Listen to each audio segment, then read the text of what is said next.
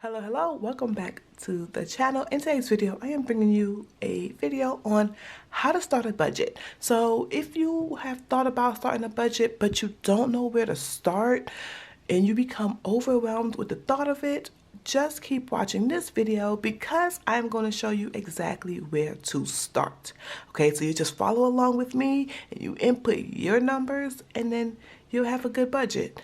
So if you don't know, on this channel I bring you productivity mindset as well as budgeting and money management. So if that interests you, make sure you hit that subscribe button and keep watching. All right, so you're gonna need a few things, okay?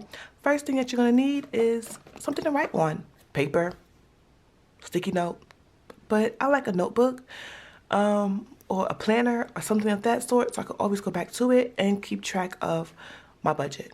So put it somewhere you can always go back to, all right? You're gonna need a calculator. You can use your phone or whatever. And a pen. I don't even know why I have this, and I might not even use those. So, I'm gonna use it now. First thing you need to do is calculate your income, okay? I know that sounds simple, but to be honest, at one time, I did not officially know my income. I would just guesstimate my income, and then what I would do is say, oh, I have enough for that subscription monthly. Oh, I have enough for this. Oh, I have enough for that. And then it got to a point where I had more expenses than income. So this is what we're doing here to see if we have enough income to cover our expenses, okay? So income, let's say you have paycheck one, and that is $1,500. Paycheck two, which is also $1,500. FYI, I am using these numbers as examples to make it easier on my life. So now we have to add them all up.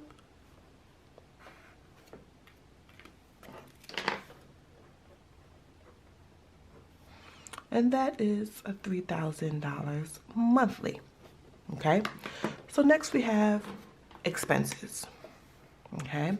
So this is where people kind of have to come in reality.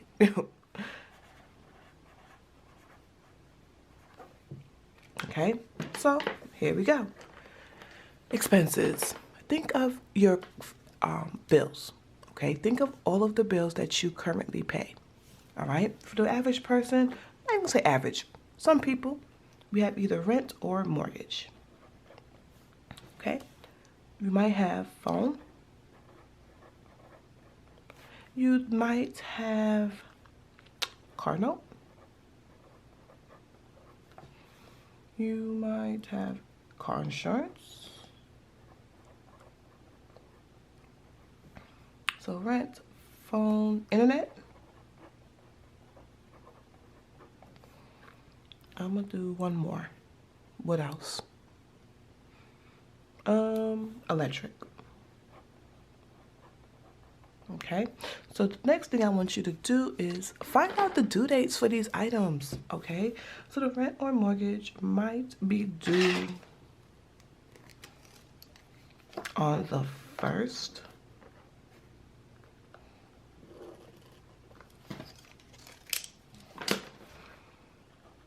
Okay, the phone, the 3rd.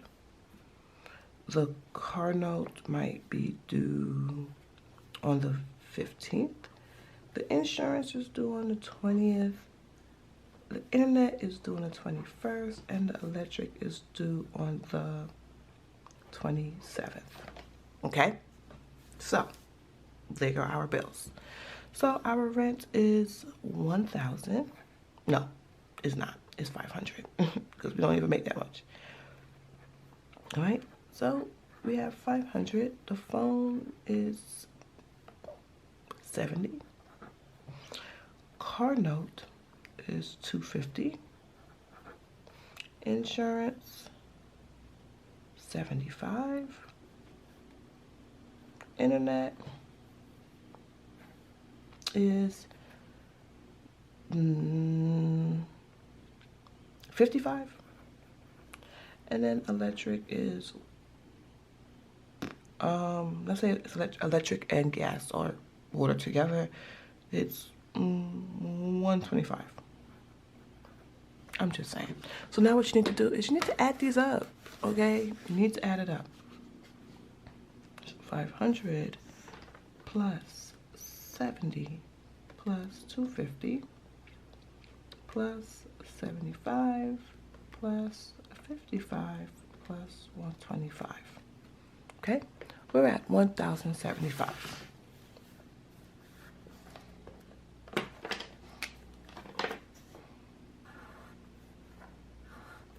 Okay? So our total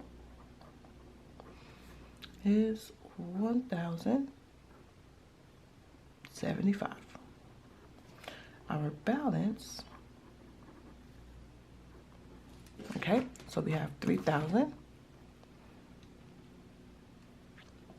minus the 175. We're left with 1,925.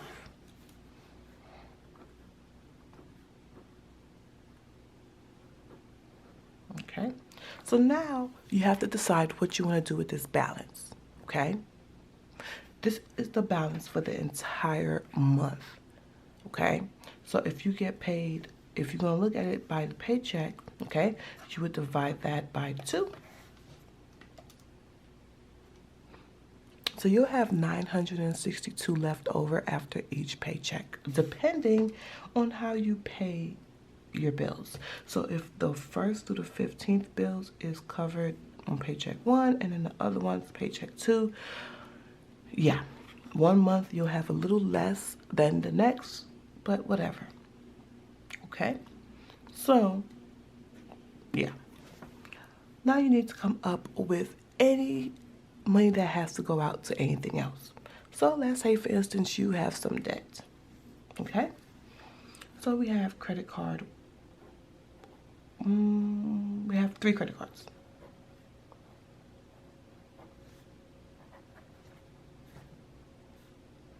Okay, cool. And let's look at the minimum payments. Let's say minimum payment for credit card 1 is $150. Credit card 2, $120, and credit card 3 is $75.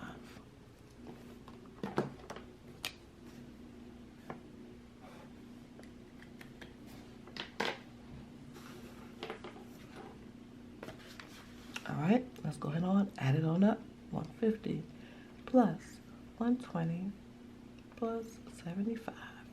It's 345. Total in minimum payments.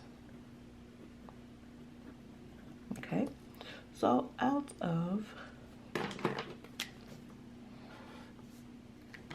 at 1925,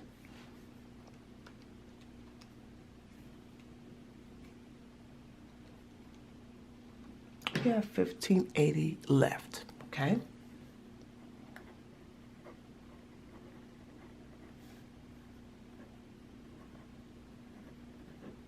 so the average person sees that and instantly think, oh, I have a lot of money. Okay, but it's a couple things you need to keep into consideration. Okay, first thing, you gotta eat. Okay, you might need household toiletries and stuff, so you need to create a way to know how much you roughly want to spend on each category. You could do the cash envelope system. You can do the cashless envelope system, where you kind of just keep track of the money and how much needs to be spent for each category on a debit or credit card. Okay, so then we are going to calculate your different categories or your different cash envelopes or wherever you want to put money. So we have groceries, household, and gas. I'm keeping it simple, Okay, so you're gonna figure out how much money you want to put towards these items. Okay.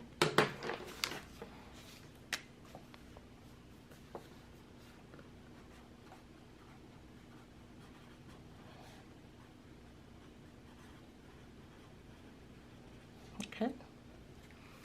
So let's say groceries for the month, you plan to spend $450. Nope, I would say $350. Okay, $350, and then the household you plan for the month $100, and gas for the entire month. Okay, because don't forget we calculated both our paychecks. So for the entire month for gas, it is going to be $200. I'm just saying, you might live in Atlanta like me. All right, so now, and FYI, with the credit cards, I only did the minimums, okay? Because at the end of the day, you still need groceries, you still might need gas for the car that you have, and you need things in your household. So, our total, we had $350, $350 plus $100 plus $200. We had $650. All right.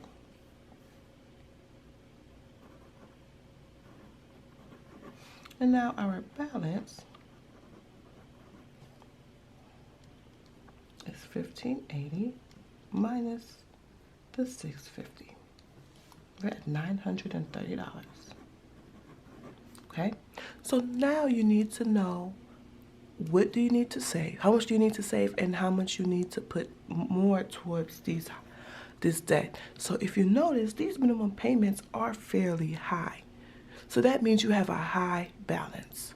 So you need to figure out how much money you want to save, and how much money you want to go to help pay down some of these high balances. Okay? No matter what system you're doing, you need to save money. Okay? Even if it's emergency fund, even if you're planning for a birthday party in a couple of months, even if you are planning to purchase a home, or whatever the case may be. Okay? Emergencies happen. All right? So now we need savings.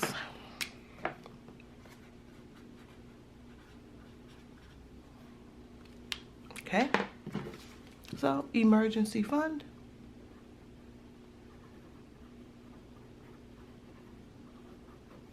Out of the 930, we plan to put,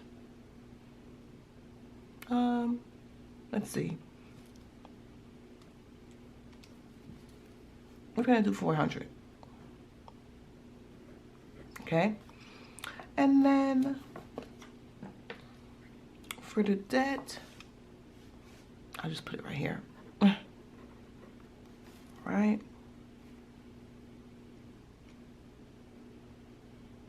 So we have 930 minus 400, and we are left with 530. What I would do is put 500 towards the debt.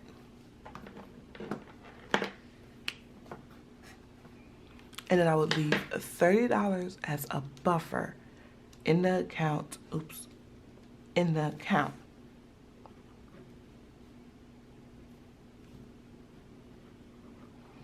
If you don't like the whole buffer right there, put the whole 530 here, or put an extra 30 in the emergency fund. Or if you want, yeah, that's pretty much where I would put that extra money, in one of these sections, if I don't want to have a buffer in my account.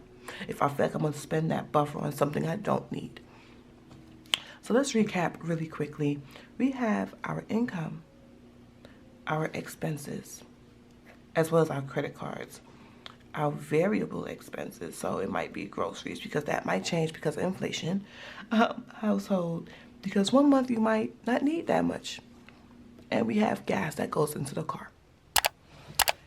And we have savings and debt. So for savings, we have the emergency fund, which is 400, the debt, which was 500, and then we were left with a $30 buffer. So when it comes to the cash envelope system, you would have envelopes for these categories. Okay? And then also, normally with the cash envelope system, you incorporate sinking funds. So when it comes to the cash envelope system, if you want to see how to budget using the cash envelope system, make sure you check out that video. I'll have it linked in the cards. But I did not do the cash envelope system here because a lot of people don't like it. So I wanted to just do a basic budget, simple budget to get you started today on your budgeting journey. Before I go, I want to add 2 tips that can really and truly help you if you're behind or you're still having a hard time. First tip is, if your rent is fairly expensive and by the time you pay it with this paycheck, you're not left with much money, you can split the payment. You could attempt to split the payment, okay? So the only thing is with splitting the payment with like rent, you probably have to pay an additional amount the month ahead, the month prior. But you can ask them if they have a program to help you split the payment. I know at my apartment complex, they have a program. The way how the program goes is the company pays my full rent up front and I pretty much just pay them back. So, yeah. Next thing, let's say for instance, after you pay the rent, car note, and phone, you are truly left with no money. But then after you pay the insurance and electricity bill from the second paycheck, you have a lot of money. Ask if you can get your due date possibly changed to the other paycheck so that it's not too much for one paycheck, okay? So call and see if you can change the due date for a bill, all right? They most likely would do it. So if you enjoyed this video, make sure you like, comment, and subscribe, and I will catch you in the next Finance Friday.